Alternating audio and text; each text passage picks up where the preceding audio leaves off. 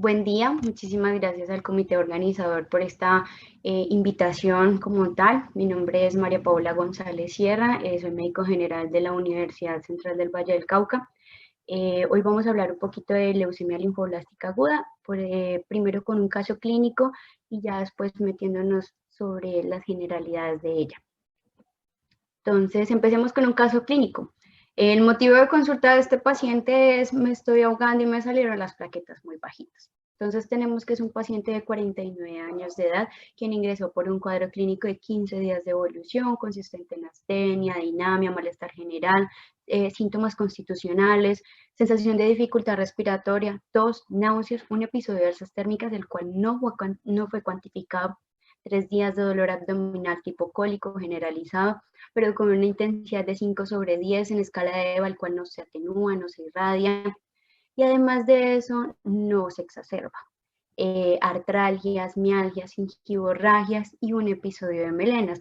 Negaba alguna otra sintomatología, pero el paciente manifiesta que este cuadro clínico inició posterior a la administración de la primera dosis de Pfizer, el cual fue el 5 de junio del 2021. El día previo a la consulta ya había consultado a su hospital local, donde debido a su sintomatología solicitaron antígeno de SARS-CoV-2, el cual fue negativo. Además de eso, el paciente decide realizarse un cuadro hemático ambulatorio, donde encontramos unos valores de leucocitos de 237.400, una hemoglobina de 10.3, un hematocrito de 25.8, un volumen corpuscular medio de 85.4, una hemoglobina corpuscular media de 34.1, con unas plaquetas de 49.000. Además de esto, anexan un porcentaje de blastos sumamente elevado de un 93%. No más con el valor de los leucocitos, las plaquetas y los blastos, ya tenemos que tener en cuenta de que el paciente es un paciente que hay que estarlo vigilando y hay que estar encima de él. Entonces, bueno, sigamos. Antecedentes de este paciente: antecedentes patológicos: hipertensión arterial, diabetes mellitus tipo 2, obesidad mórbida, alérgicos no negaba como tal, farmacológicos, es usuario de metformina 850 miligramos una vez al día, amlodipino 5 miligramos por 2 veces al día, metoprolol 50 miligramos 2 veces al día, un compuesto de valsartán más hidroclorotiazida de 160 miligramos a 12.5 miligramos 2 veces al día, y es usuario también de ASA de 100 miligramos una vez al día. En quirúrgicos refería a la parotomía por obstrucción intestinal más eventorrafia y colecistectomía. Al examen físico, ¿cómo nos llegó este paciente? Es un paciente que llegó con una frecuencia cardíaca dentro del límite de normalidad, la frecuencia respiratoria de 17, saturando bien, con oxígeno ambiente. Llegó febril, estábamos en 38 grados centígrados, con una presión arterial de 135/75. En su estado general, la verdad, el paciente se veía de muy buen aspecto, no se veía con signos de dificultad respiratoria, sí venía febril. En cuanto a lo demás, estaba negativo en el abdomen, tenía leve dolor a la palpación profunda, como tal en hipocondrio derecho, pero en este paciente, digamos, era muy difícil de palpar. ¿Por qué? Porque tenía un panículo adiposo extenso, entonces la verdad se dificultaba algo el examen físico. Y en las extremidades tenía edema de miembros inferiores. Los paraclínicos de ingreso: se le volvieron a repetir su hemograma de ingreso, en el cual confirmamos la leucocitosis con 370.200, pero esta leucocitosis va a ser expensas de linfocitos con 357.100. Una hemoglobina de 6.8, tenemos que el paciente también está cursando con una anemia y unas plaquetas de 16.000, entonces el paciente está con una pancitopenia. Tenemos también dentro de los paraclínicos de ingreso un BUN de 16.68, una creatinina de 0.99, una TGV de 16.68, TGP de 64.59, ahí más o menos dentro de los rangos, un ácido láctico de 1.50. Como debido a su cuadro clínico y demás, se le solicitaron bilirrubinas, en los cuales estaban dentro de la normalidad, con un ácido úrico de 13.75, una creatinquinasa de 144.71, con un dengue IgG e IgM y un NSI1.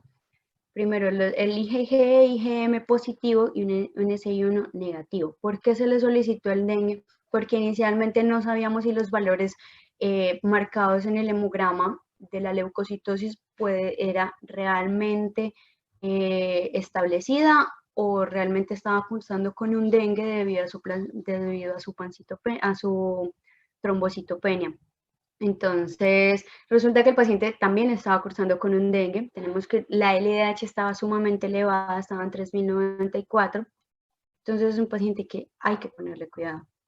El extendido de sangre periférica mostraba que la serie roja mostraba una hipocromía marcada, macrocitosis moderada, poiquilocitosis moderada, con presencia de estomatocitos y anulocitos. En la serie blanca estaba aumentada en número y allí nos dan un dato importante: se observan células inmaduras, lo que sugería una valoración por hematología. En la serie plaquetaria vimos que como tal había disminución marcada del número, pero en cuanto a su morfología y distribución estaban completamente normales. Entonces tenemos células inmaduras, disminución del número de la serie plaquetaria, pero con su morfología normal. En primera instancia tenemos un paciente con dengue hemorrágico grave, un desequilibrio hidroelectrolítico. Tenemos como primera instancia una leucemia linfocítica aguda, una anemia severa con trombocitopenia severa, una hipertensión arterial pues de base, una diabetes mellitus tipo 2 y una obesidad mórbida. Se le repitieron los paraclínicos, donde vemos que el paciente persiste con su leucocitosis de 338.000, la hemoglobina va en descenso y las plaquetas ahora son de 25.000. Entonces se considera la transfusión de 2 pools de plaquetas más una unidad de glóbulos rojos. Al paciente inicialmente su manejo inicial fue reanimación hídrica, empezamos manejo con allopurinol, tabletas de 300 miligramos, empezamos 2 tabletas día y le colocamos sus medicamentos de base. Esto ya pues es un resultado del segundo día. Se le solicitó una ecografía de abdomen superior debido a que presentaba su dolor en hipocondrio derecho, el cual mostró hígado con esteatosis difusa leve, grado 1, sin lesiones focales, riñones sin cambios inflamatorios crónicos, sin lesiones litos ni hidronefrosis, y el resto de órganos se encontraban dentro de la normalidad. En este paciente es difícil saber si el paciente cursaba como tal con una esplenomegalia. ¿Por qué? Porque el paciente cuenta con un panículo adiposo abundante. Entonces en cuanto a la palpación y en cuanto al momento ecográfico es muy duro encontrar realmente este hallazgo. Entonces tenemos también paraclínicos de control, una albúmina de 3.64, un calcio de 0.92, un fósforo orgánico de 4.64, un sodio de 138 y un potasio de 3.51. Paraclínicos de control, vemos que los leucos han disminuido, tenemos que ya están en 142.000, con una hemoglobina que subió un poquito, pero no mucho. Pero las plaquetas, tenemos que tener en cuenta esto, las plaquetas van en descenso ahora en 5.000. Entonces, ¿cuáles son los diagnósticos definitivos? Tenemos que el paciente está cursando por un síndrome mielodisplásico, puede ser A, una leucemia aguda, B, un síndrome de hiperviscosidad, C, un dengue con signos de alarma, y tenemos también su diabetes mellitus, hipertensión arterial y su obesidad mórbida por historia clínica.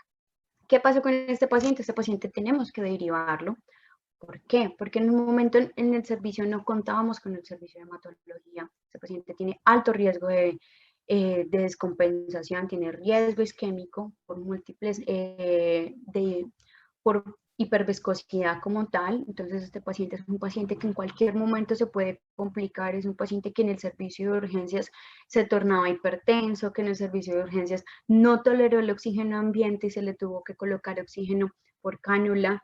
Además de esto, es un paciente que se torna inestable, por lo cual realmente es un paciente que debe ser manejado en un nivel de complejidad mayor, en el cual se cuente con el servicio de hematología, se cuente con una UCI, porque el paciente requiere UCI desde su ingreso.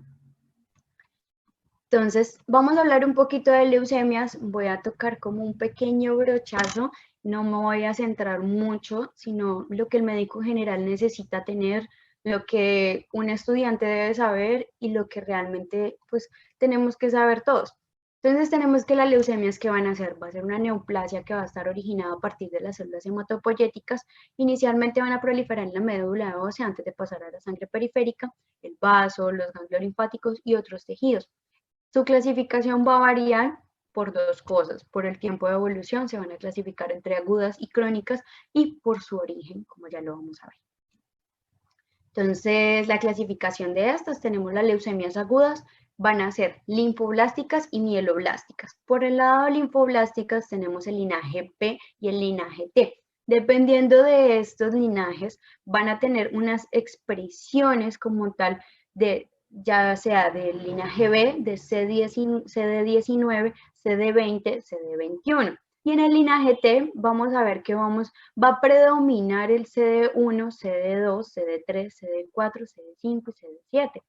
Y en cuanto al linaje mieloblástico, tenemos el linaje mieloide, en la cual la expresión va a ser predominantemente de CD13, CD14, CD15, CD33, CD11.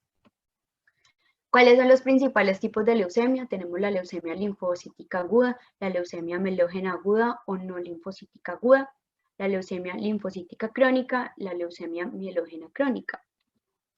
Entonces, ¿cuál es la leucemia linfoblástica aguda? Es el cáncer infantil más común.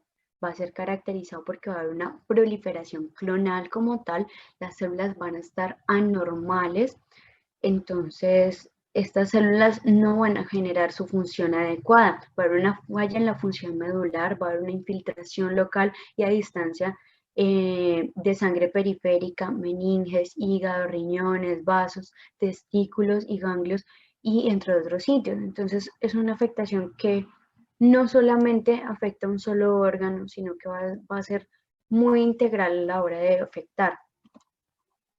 Entonces tenemos que es una mutación, va a haber una proliferación descontrolada de linfoblastos, me va a generar linfoblastos anormales, va a haber una infiltración ósea, que es lo que ya les venía hablando, en la cual va a haber una trombocitopenia, anemia y neutropenia. Tenemos un compromiso de órganos y o sistemas que puede ser del sistema nervioso central, articulaciones, y también tenemos compromiso a nivel testicular, que se reporta más que todo en niños.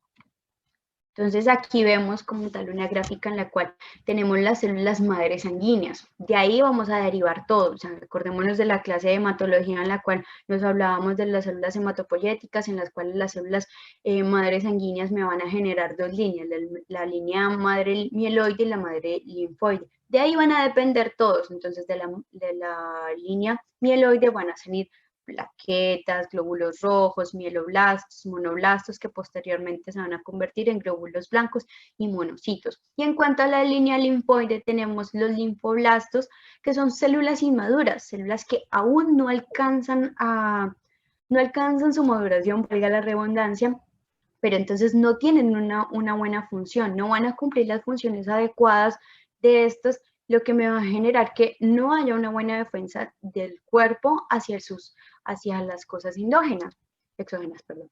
Entonces tenemos que por la parte de linfoblastos tenemos linfocitos B, los linfocitos T y los linfocitos citolíticos naturales, que son los encargados como tal de las defensas. Entonces, si no tenemos esto, en este momento, pues no va a haber una adecuada línea de defensa. ¿Qué es lo que pasa acá? Donde vemos que hay mayor proliferación de blastos, hay muchas células inmaduras y no va a haber una buena respuesta. Entonces tenemos que en la célula normal va a haber predominio de eritrocitos con predominio de neutrófilos. Y aquí vamos a ver que la proporción entre la célula normal, dentro de la sangre normal y la leucemia, es que va a haber un mayor compromiso de blastos y vemos que hay mayor compromiso de linfocitos y monocitos. Entonces vamos a hablar un poquito de epidemiología. Es más común en infantes, como ya lo venía hablando, es más agresiva en adultos. Se presenta en un comportamiento bimodal, tiene mayor frecuencia de muertes como tal entre los 15 a 44 años, seguido de los 0 a 14 años. En Colombia, los pacientes adultos con leucemia linfoblástica o linfocítica aguda corresponden al 57.2% de los casos de leucemia reportados, con un porcentaje mayor al 25% de la población global. La tasa como tal aproximada es de 75%, con una supervivencia libre de la enfermedad de un 30%. Entonces, la tasa como tal de remisión completa es buena, pero todavía falta trabajar en ella. Factores de riesgo. Tenemos que tener en cuenta de que un factor de riesgo no me significa que yo voy a desarrollar como tal la enfermedad, y la ausencia de estos no me garantiza que no se me presente. Entonces, como tal, un factor de riesgo puede ayudarte a que presentes la enfermedad, pero no es indispensable para que te dé. Entonces, tenemos dentro de los factores de riesgos varones, raza blanca, mayores de 70 años, previo manejo con quimioterapia o radioterapia, exposición a altas radiaciones en el ambiente, como la radiación nuclear o demás, alteraciones genéticas. Entonces, tenemos el síndrome de Down, tenemos el cromosoma Filadelfia, que está muy relacionado como tal a la leucemia linfoblástica aguda, exposiciones a ciertas sustancias químicas, ya sea como el benceno, y tenemos que el paciente tenga un hermano gemelo que tenga leucemia linfoblástica aguda, y las infecciones virales. Los factores pronósticos tenemos que va a variar demasiado. Entonces, las edades con peor pronóstico van a ser en los lactantes y en los pacientes mayores de 30 a 35 años. Tienen peor pronóstico, un recuento de leucocitos menor al 100, menor a 100 como tal, un fenotipo inmunológico. Ya esto es cuando detectamos realmente qué es lo que está sucediendo, cuáles son los antígenos que se expresan y demás, citogénico y molecular, y la respuesta a la inducción. Entonces tenemos que los pacientes, no es lo mismo un paciente que me reaccione realmente bien, o sea, que yo le coloque los medicamentos, que empecemos quimioterapia y empiece a disminuir su recuento de leucocitos, a un paciente que le empecemos quimioterapia y siga allí. O sea, realmente depende mucho del paciente. Signos y síntomas de la leucemia linfoblástica aguda. Aquí quiero ser muy enfática, porque el paciente te va a llegar a ti. Si eres médico general, te va a llegar con esto, no te va a llegar con nada más. El paciente no tiene ni idea de lo que está pasando, y nosotros somos los que debemos sospecharlo. Entonces son sensación de cansancio, debilidad, mareo, aturdimiento, dificultad para respirar, piel, infecciones recurrentes. Tenemos que tener en cuenta eso siempre. ¿Por qué? Porque las líneas de defensa están muy bajas. Este paciente, tenemos que es un paciente que realmente, aunque su recuento de leucocitos está aumentado porque hay células inmaduras. Entonces, un paciente que no tiene cómo combatir estas infecciones, petequia, sangrados, gingivorragia o epistaxis, ya sea por la misma trombocitopenia, pérdida de peso y apetito. Palidez, cansancio, moretones, dolor en los huesos, dificultad para respirar, infecciones recurrentes. Entonces, como tal, ¿qué tenemos que tener en cuenta? En cuanto a lo que nos llega a nosotros, tenemos que tener siempre en cuenta signos y síntomas como tal de esto, enfocarlo con una buena anamnesis, preguntar antecedentes, preguntar absolutamente todo, pecar por preguntar por exceso, o a no preguntar nada. Mirar bien los antecedentes y el examen físico muy detallado, mirar si el paciente ha presentado hematomas, mirar si el paciente presenta gingivorragias, preguntar por melenas, preguntar por si el dolor abdominal, palpar el abdomen buscando esplinomegalias. O sea, es dirigir al paciente como tal. Entonces, tienes que realizar un buen anamnesis teniendo en cuenta como tal los antecedentes personales, estado general, e ir descartando los factores de riesgo que ya habíamos hablado. Para clínicos complementarios, un cuadro hemático, como ya lo veníamos diciendo, el paciente que consultó, por ejemplo, al servicio de urgencias de la clínica, fue un paciente que solamente trajo un cuadro hemático y la clínica, una bioquímica sanguínea, un frotis de sangre periférica, una punción lumbar, que va a ser ya algo más para su diagnóstico, una aspirada de médula ósea, un análisis citogénico, inmunofenotipificación, una radiografía de tórax para mirar qué compromiso tiene, un TAC, una tomografía como tal, para mirar qué afectación tiene, porque este paciente no solo puede que les llegue en un inicio o puede que el paciente les llegue completamente descompensado y esté afectando ya otros sistemas.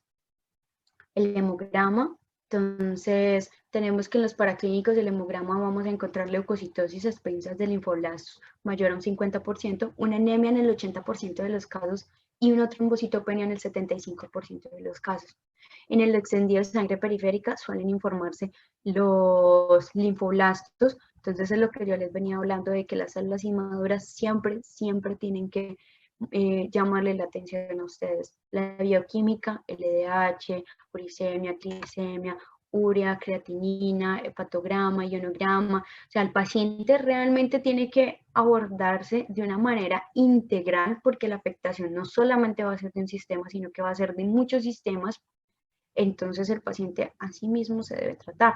El diagnóstico definitivo como tal debe realizarse mediante el análisis morfológico, molecular, citogénico y aspirado de médula ósea, pero ustedes no van a tener eso ahí, eso lo va a hacer el hematólogo como tal. Entonces, ¿cómo tienen que enfocarlo? Lo primero que ustedes tienen que hacer es eso, o sea, descartarle todas las posibilidades, mirar qué órganos están comprometidos, mirar qué sistemas como tal podemos ayudarles a su tratamiento